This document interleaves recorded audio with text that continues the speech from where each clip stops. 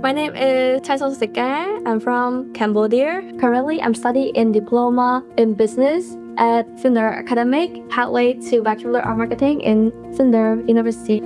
Because Diploma in Business, I have learned about a few things in marketing, like making a video or like making an app that's supporting people around the world.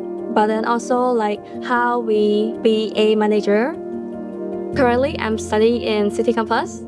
It's like in the middle of the city. It's really easy because like 5-minute walk, you can go hang out with your friend at random mall. Just next to the City Campus, there is a river where you can like go to relax your stress with your friend or reading the book or enjoy the view of the water. It's very like accessible for international students to came here to learn new things. Life at Adelaide as a Flinders academic student is very enjoyable.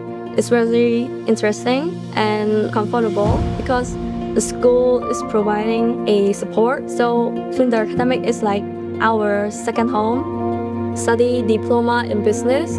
They provide you many skills like branding skill, creative skill, innovative skill, and also communication skill, which is like very helpful to help you through to the Bachelor of Marketing. You don't need to worry about anything that, what happened if like I can catch up during the Bachelor of Marketing or the different field.